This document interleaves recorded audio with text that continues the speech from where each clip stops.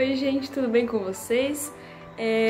Já quero adiantar que no vídeo de hoje, se você quiser se aprofundar mais sobre o conteúdo desse vídeo, eu indico o livro Caminho a Cristo. Eu sei que ele tá ao contrário para vocês, no capítulo O Crescimento Espiritual. Então fica aí a dica para vocês colocarem na listinha de leitura desse ano.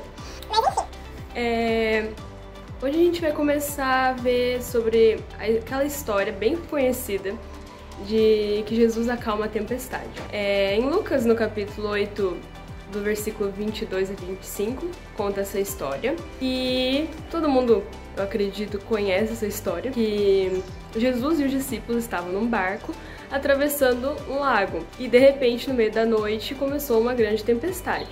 Então os discípulos, desesperados, porque acho que é a maior tempestade que eles tinham visto na vida deles, eles começaram com todas as suas forças, com todos os esforços possíveis, eles tentaram não morrer, mas estava ficando cada vez mais complicado e mais difícil, e tinha as ondas, e tinha o vento, os raios, e depois de muito tempo eles foram perceber que Jesus estava bem ali do lado deles, o único que podia ajudá-los naquele momento, e ele estava dormindo calmamente.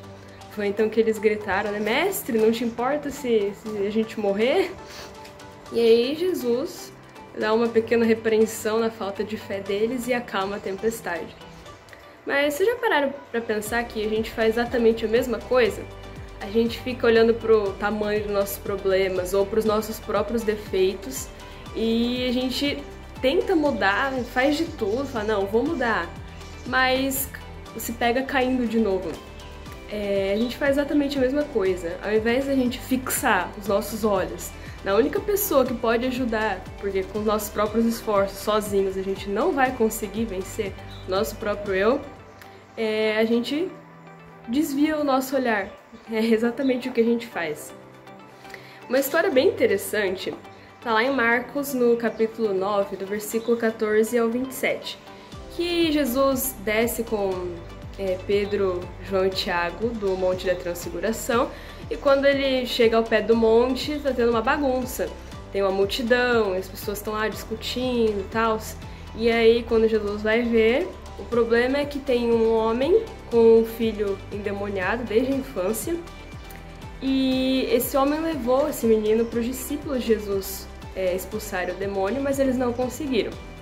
E aí quando Jesus chega e fala com o pai do menino, ele pergunta no versículo 21. Perguntou Jesus ao pai do menino, há quanto tempo isso lhe sucede?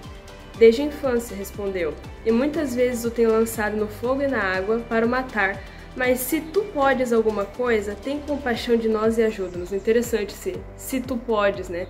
Eu acho que, não sei, pode ser que pelo fato de que os discípulos não conseguiram curar o filho dele, vai ver, ele já estava um pouco até descrente, né? Será que vai dar na mesma? Não vai adiantar em nada? Mas no versículo 23, ao que lhe respondeu Jesus, se podes, tudo é possível ao que crê. Imediatamente o pai do menino exclamou com lágrimas, eu creio, ajuda-me na minha falta de fé. A gente percebe que o pai do menino realmente fez o certo, ao invés dele ficar preocupado, aflito, porque aquela era a última esperança dele, né, de que ele veria o filho dele livre daquele mal. E por ele ter falta de fé, ele não acreditar que poderia acontecer alguma mudança, não sei, ele poderia ter ficado olhando para o defeito dele, para o problema dele e tentar com suas próprias forças melhorar, mas ele fez o certo. Ele falou para Jesus que ele não tinha fé e pediu ajuda dele, me ajuda com a minha falta de fé.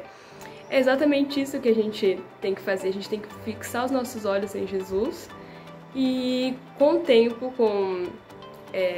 apreciando o caráter dele, né, conhecendo ele cada vez mais, a gente vai se tornar mais parecido com ele, nós vamos ser transformados. É a mesma coisa que aconteceu com os discípulos, cada um tinha seu defeito, cada um tinha suas dificuldades, mas depois de passar tanto tempo com Jesus, eles foram transformados.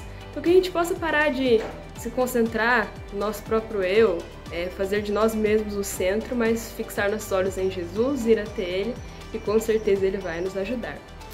Que Deus abençoe vocês, e é isso.